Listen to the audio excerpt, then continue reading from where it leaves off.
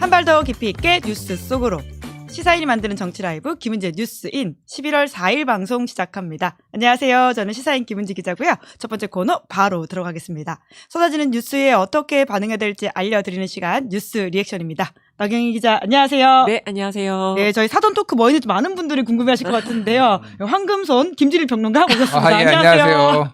제가 황금손은 아니고요. 예, 저희 중에서는 천하의 개잡주를 들고 있는 장성철 소장이 똥손이다 그 얘기를 하고 있었습니다. 네, 요새 코스피 5천 시대를 가고 있는 와중에 이게 많은 분들의 관심사가 주가이다 보니까 잠깐 그런 사전 토크를 했다는 말씀을 드리면서 첫 번째 뉴스 들어가 볼까요? 네, 이재명 대통령 2026년 예산안 시정연설. 네, 오늘 오전 일정이었죠? 네, 이재명 대통령이 오늘 오전 국회에서 728조 원의 규모의 2026년도 예산안을 설명하는 시정연설을 가졌습니다. 이재명 정부의 첫 본예산이자 전년 대비 8.1%가 증가한 슈퍼 예산안을 설명하는 자리였는데요. 이 자리에서 이 대통령은 특히 AI 투자를 강조를 했습니다. 박정희 대통령이 산업화의 고속도로를 깔고 김대중 대통령이 정보화의 고속도로를 낸 것처럼 이제는 인공지능 시대에 고속도로를 구축해서 새로운 미래를 열어낸다라는 건데요.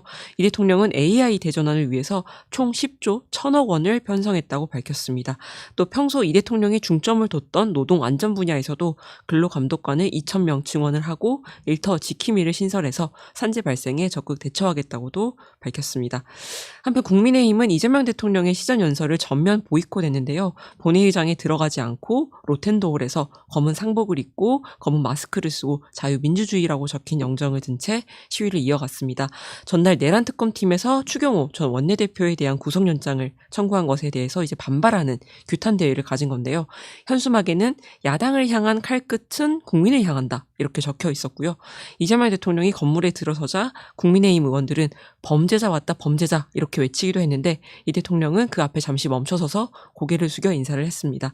장동혁 국민의힘 대표는 앞서 의원총회에서 이번이 이 대통령의 마지막 시정연설이 돼야 된다라는 조금 다소 위험한 발언을 하기도 했습니다.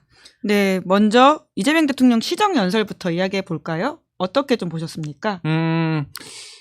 사실 솔직히 시정연설은 그렇게 인상적인 건 없었습니다. AI와 관련해서 굉장히 강조를 했고 저도 공감하는 바이거든요. 8.1% 이제 상승한 이제 슈퍼 예산 얘기가 했지만은 그동안의 긴축 재정을 감안을 했을 때 좀 정부가 무리해서라도 이렇게 확장 재정을 해야 되고 특히 이제 엔비디아에서 26만 장 GPU를 공급하기로 5년에 걸쳐서 공급하기로 했으면 그 예산도 만만치 않잖아요. 그래서 굉장히 필요했다. 저는 인상적인 게 하나 있었다.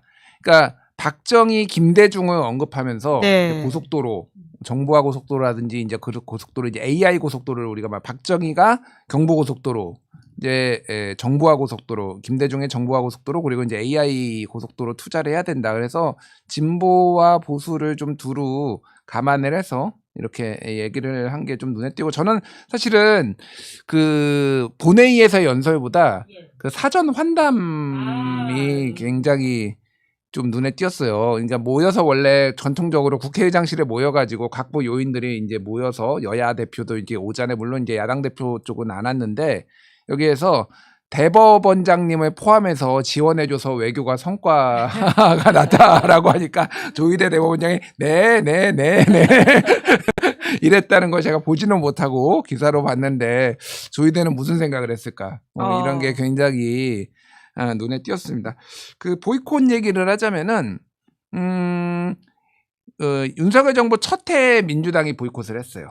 예. 그리고 두 번째는 그때 이제 언론으로부터 좀 많이 집중 포화를 받고 두 번째는 보이콧은 하지 않고 이제 침묵 시위 쪽으로 두 번째를 했고 마지막 해 이제 마지막 해라고 하면 지난해죠. 지난해에는 대통령이 이제 아예 시정연설을 안 오는 이런 상황이 그랬네요. 있었죠. 생각해 보니까. 예. 야. 그래서 그때 헌법재판소에서 박수도 안 쳐주고 말이야. 맞아. 이러면서 박수 못 받아서 비상계엄했니? 이렇게 사람들이 물어보고 그랬는데 야당 그때 민주당이 보이콧한 이유가 이를테면은 김용 민주연구원 부원장 수사하면서 민주 당사에 대한 압수수색 이런 것들이 이유로 들었거든요. 그래서 지금 국민의힘은 민주당도 그렇게 했으니까 우리도 그렇게 하겠다 이렇게 하는 것 같아요. 다만 이런 거는 얼마나 그러면은 그 지지층뿐만이 아니라 국민들이 공감대를 충분하게 형성해서 지지를 받을 수 있느냐가 관건일 것 같은데 글쎄요. 그럼 추경호 전 원내대표 의원 구속 안 시키나요? 아, 특검이 여기까지 수사를 하고 지금 의혹이 있는데 저는 뭐 잘 납득이 안 된다고 생각을 하고 달랐던 거는 그건 것 같아요.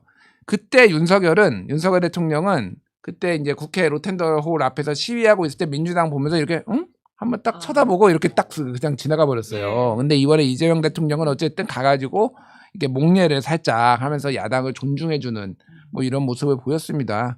그래서 그때 이 윤석열은 또 뭐라고 했냐면 시정연설 때 국회에 대한 국민의 신뢰가 많이 떨어졌다라고 하면서 또 야당을 저격하는 내용이 들어갔었거든요. 그랬네요. 근데 이재명 대통령은 이번에 뭐 그런 내용은 전혀 들어가지 않고 협조와 당부를 부탁한다. 여야 아직 가리지 않고 이런 취지의 내용을 해서 어쨌든 비슷한 상황인데 대통령의 대응도 다르고 그리고 정치 상황도 좀 많이 다르지 않았나 국민들이 평가할 거라고 봅니다. 예. 네, 이제 그리고 추경호 이제 의원에 대한 구속영장을 잠깐 언급해 주셨는데요. 근데 오늘 뭐 이준석 의원이라든지 이런 사람들은 이제 의원 표결을 형사처벌하는 순간에 삼권 분립이 붕괴된다라는 식의 주장을 하고 있거든요. 그건 어떻게 보세요? 아니 의원 표결의 개인의 자유의사를 통해서 의원 표결을 한 게 아니라 아예 당론으로 무언가를 결정을 해서 못 가게 조직적으로 막고 이거는 다른 거죠. 그러니까 지금 그거를 규명하겠다라는 거잖아요. 뭐 예를 들면은 신동욱 의원 심지어는 그 얘기까지 했어요. 예전에 기억하실지 모르겠는데 아니 국회까지 가가지고 왜 표결 안 했어요?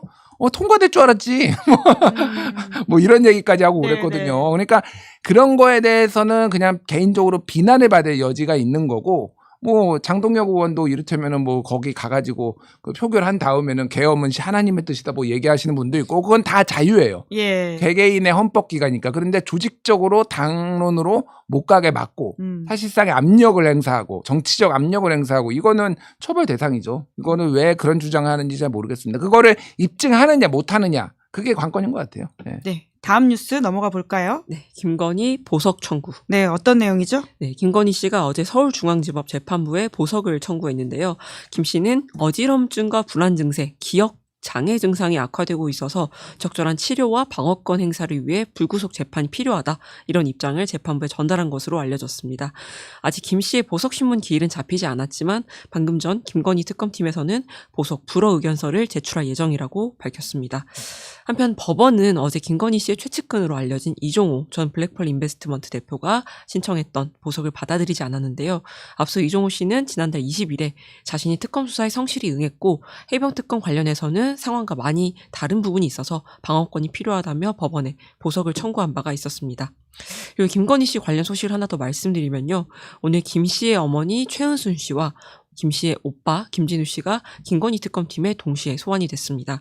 특정범죄 가중처벌법상 국고 손실 혐의를 받는 피의자 신분인데요. 최은순 씨가 설립에 참여를 했고 김진우 씨가 대표이사였던 가족기업 ESIND라는 그 기업에서 양평 공흥지구 개발 사업 과정에서 특혜를 받았다라는 의혹을 받고 있기 때문입니다. 최은순 씨가 특검팀에 출석한 건 이번이 처음이고 김진우 씨는 지난 7월과 9월에도 특검팀에 출석한 바가 있습니다. 최은순 씨와 김진우 씨, 이 두 모자는 취재진의 질문에 아무런 답을 하지 않고 조사실로 들어갔습니다. 네, 호떡 굽는 곰돌이님이 보석이란 보석은 다 좋아하는구나라고 댓글을 달아주셔서 저도 모르게 빵 터졌는데요. 저희 구독자분들의 센스가 어마어마하다는 생각이 듭니다. 볼프강님도 부부가 똑같다 보석 신청하는 건이라는 이야기 하셨는데요. 왜 지금 보석 신청했을 거라고 보십니까? 그러니까요. 보석을 좋아해서. 모르겠어요. 그러니까 왜 하는지. 근데 뭐 가만히 있으면 뭐합니까? 변호인들 이런 거라도 하고 뭐 밥값이라도 해야죠. 뭐 이걸 되리라고 생각을 한 것 같지는 않고 그냥 계속 탄압받고 있다. 뭐 어지럼증, 뭐 불안 증세, 기억장애 증상이 악화되고 있다라고 주장을 하는데 이거는 안에서 아마 의사들이 판단할 문제죠. 그러니까 그래서 실제 이게 있는지 없는지는 제가 잘 모르겠으나 아마 뭐 보석을 허가할 만큼 이렇게 나오지는 않을 것 같고 그냥 모모가 풍년이다. 뭐 그런 얘기 있잖아요. GR이 풍년이다. 네. 그런 생각이 좀 많이 드네요. 예, 이종호도 뭐 안 됐고 윤석열도 안 됐고 그래서 이거를 보석해주면은 그 판사는 사실상 탄핵을 해야 된다. 내가 보기에는 예, 그럴 판사가 없을 거라고 봅니다. 예. 네, 그럼 그러길 믿으면서 다음 뉴스 넘어가 보죠. 네, 미국 국방장관 핵 잠수함 최선다회 지원할 것이다. 네, 지금 현재 한국을 방문해서 한 이야기죠. 네, 아시아를 순방 중인 피트 헤그세스 미국 국방부 장관. 사실 정식 명칭은 이제 전쟁부로 바뀌었는데요. 이해하기 쉽게 그냥 국방부로 호칭을 하겠습니다. 이 헤그세스 국방부 장관이 일본, 말레이시아, 베트남에 이어서 어제 오후에 한국 오산 기지를 통해서 처음 방문을 했는데요. 첫 일정으로는 안규백 국방부 장관과 함께 판문점 공동경비구역 JSA를 찾았습니다. 양국 국방부 장관이 JSA를 이제 동시에 방문을 한 거는 2017년 10월 이후에 약 8년 만인데요. 오늘은 용산 국방부 청사에서 한미 국방장관 간의 이제 한미 안보협의회의, 이거 SCM이라고 하는데 이 SCM을 열고 한미 동맹 현안을 논의를 했습니다. SCM에서는 실무급에서 논의를 해왔던 정책을 최종적으로 점검을 하고 의결을 하는 자리인데요. 이 자리가 끝난 뒤에 헤그세스 장관과 안규백 장관이 이제 공동 기자회견을 열었습니다. 이 자리에서 핵 추진 잠수함에 대한 이야기가 또 한 번 언급이 됐는데 헤그세스 장관은 트럼프 대통령은 대한민국이 더 큰 능력을 갖는 것에 대해 마음을 열고 핵 추진 잠수함 건조를 승인한 것이라면서 우리는 최선을 다해 적극 지원할 거다 이렇게 밝혔습니다. 다만 한미 국방부는 이제 SCM 공동 성명은 아직 발표하지 않았는데요. 한미가 이제 통상 안보 합의 내용을 문서화하는 팩트시트 발표와 이 SCM 공동 성명을 함께 연계해서 발표하기 위해서입니다. 또 동아일보 단독 보도에 따르면요. SCM에서 발표할 공동성명에 전시작전 통제권 전환을 위한 노력을 가속화한다. 이런 취지의 문구가 담길 것으로 알려졌다고 합니다. 한미 국방수장이 참여한 안보 분야 최고위급 협의체 이 SCM에서 전자권 전환과 관련해서 가속화라는 표현이 명시되는 건 처음일 것 같은데요. 앞서 헤그세스 장관은 지난달 29일에 이재명 정부가 임기 내 전자권 전환을 추진하고 있는 데 대해서 훌륭한 일이라고 생각한다. 이렇게 밝힌 바가 있습니다. 네, 그 지난주 급발진돼서 굴러가는 핵추진 잠수함이라고 하는 게 진짜 어디까지 가는 건가라는 신기한 생각이 드는데요. 어떻게 보십니까? 그러니까 적극 지원하겠다 예. 이런 거를 이제 확인을 한 거잖아요. 다른 것도 아니고 국방부 장관, 예. 이제 펜타곤이. 그러니까 이게 이 핵잠수함을 전 세계에서 보유한 나라가 6나라거든요. 그러니까 6나라가 이제 뭐 미국, 러시아, 중국, 그 영국, 프랑스, 인도까지 있는 거고 지금 핵잠수함을 추진하는 나라가 뭐 호주라든지 이제 한 2여 개국이 있고요. 그래서 북한도 지금 건조 중이고. 그래서 이게 이제 좀 확실히 이제 전체적으로 안보에 대한 어떤 시각이 바뀐 것 같다 그 생각이 들어요. 그러니까 제가 뭐 이게 국방 전문가는 아니지만은 그 전문가들 의견을 좀 들어보고 그러면은 이게 미국 혼자서 모르는 것에 감당하기보다는 예. 동맹 국가들한테 어느 정도 자율성, 전략적 자율성을 약간 주면서 그리고 또 동맹과 같이 맞고 그리고 미국의 무기를 최대한 파는 이런 걸로 좀 가는 것 같아서 사실은 저는 이제 핵잠수함을 이제 어디서 건조하느냐 예. 이것도 되게 중요한 문제잖아요. 우리 지금 국방부에서 얘기한 거는 우리 기술로 건조한다. 오늘 따로 발표한 게. 그리고 그러니까 2020년대 후반에 시작해가지고 2030년대 중후반에 이제 완료해서 건조해서 진수식을 한다. 한 10년 걸린다는 얘기예요. 그러니까. 예. 그래서 이거를 어디에서 어떻게 건조하는지가 이제 굉장히 중요한 핵심 문제가 좀 된 것 같아요. 그거를 설득을 할 수 있고. 그러니까 만약에 정말로 필리조선소를 해야 된다라면 필리조선소에서는 지금 당장 못 하거든요. 그러니까 기반 시설이 없어서.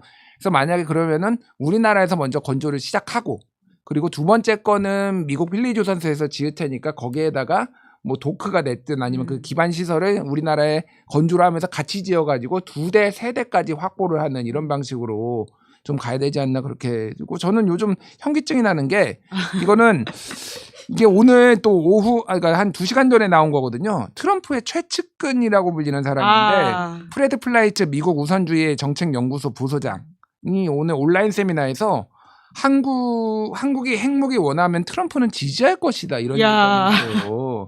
물론 여러 가지 단서 조건이 붙였습니다. 뭐 일본이 원하면 일본도 해줄 수 있다라는 건데 이게 립서비스일지 몰라도 동북아시아의 안보 환경이 근본적으로 바뀌고 있다. 진짜. 그러니까 저는 뭐가 됐든 확보할 수 있을 때 확보해야 된다. 이거 반대하시는 분들도 있잖아요. 김종대 전 의원 같은 경우에는 조금 이거 너무 과한 거다 우리한테. 핵확산 금지 이런 차원인 거죠? 핵확산 금지도 있고 굳이 연안에서 이렇게 100m짜리 이런 거보다는 작은 것들이 정말 필요한 것들이 있는데 어쨌든 아무 때나 나오는 게 아니라 레어템이잖아. 레어템. 그렇죠. 예. 트럼프 시기에 정말 우발적으로 가능한 사건처럼 보이기도 하죠. 당근에 진짜 내가 원하는 레어템이 나오면은 일단 질러야 돼 이거는. 역시 웃돈을 예. 주고라도 질러야 되는 거야. 그러니까 이거는 빨리 할 수 있을 때 해야 된다 그 생각이 듭니다. 네, 그럼 우리 진짜 이러다가 핵 보유국 될 수 있는 건가요? 아직은 잘 모르겠지만 얼마나 많은 무기를 또 사줘야 되고 미국의 요구를 들어줘야 될 것인가 그 생각이 드는데 그거는 이제 차차 생각하면 될 것 같아요. 예. 네, 안 좋은 상황님이 미국의 모든 말은 일단 공증받고 보자. 그리고 임금님계 캔디님은 트럼프가 자국에서 인기가 없는 게 좀 걸린다. 이런 이야기를 주시기도 하셨습니다. 차차 봐야 되겠지만 우선 될 때 지르자라고 하는 게 김준일 평론가의 소비 지론이다라는 말씀도 함께 드리겠습니다. 마이너스 통장 다 풀로 땡겨야지 신용대출 지금 빚도 안 창 됩니다. 빚도 안 돼요. 네, 투자는 모두 개인 책임이다. 이렇게 지난주 금요일에 김준일 평론가가 말씀하신 적이 있다라는 이야기 드리면서 다음 뉴스 넘어가 보죠. 네, 장혜영, 한동훈 새벽 배송 토론. 네, 어제 저녁 이제 라디오 프로그램에서 있었던 일이죠. 네, 어제 저녁 CBS 라디오 박지영의 한판 승부 프로그램에서 새벽 배송을 두고 찬반 토론이 열렸는데요. 민주노총 산하 택배노조 등이 이제 지난 9월에 출범한 사회적 대화기구에서 자정 0시부터 새벽 5시까지 배송을 중단하자 이런 제안을 한 상황에서 한동훈 전 국민의힘 대표가 SNS를 통해서 새벽 배송 금지에 대한 반대 입장을 내놨고요.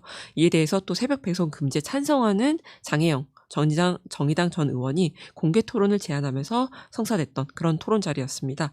장혜연 전 의원이 이제 쿠팡 야간 노동자들이 상시적으로 과로사 위험에 처해 있다 이렇게 주장을 하니까 한동훈 전 대표는 과로는 그냥 우리 사회에 만연한 문제라면서 새벽 배송 금지로 과로 문제를 해결할 수는 없다 이렇게 말을 했고요. 또 장 전 의원이 새벽 배송을 없애려는 게 아니라 0시부터 새벽 5시까지의 초심야 노동을 줄여야 된다라면서 이제 분류 작업을 분리하는 것만으로도 노동 시간을 줄일 수 있다 이렇게 주장을 했는데 한 전 대표는 초심야 노동을 없애는 건 불가능하다 이렇게 반박을 했습니다. 또 노동자와 소비자의 관점에서도 문제가 다뤄졌는데요. 한 전 대표는 죽음을 각오한다는 표현은 좀 극단적이다 이러면서 조금 더 벌려고 노동자가 자유의지로 선택하는 일이라고 주장을 했는데 장 전 의원은 죽음을 각오해야 하는 일터를 선택의 자유에 넣어서는 안 된다 이렇게 반박을 했습니다.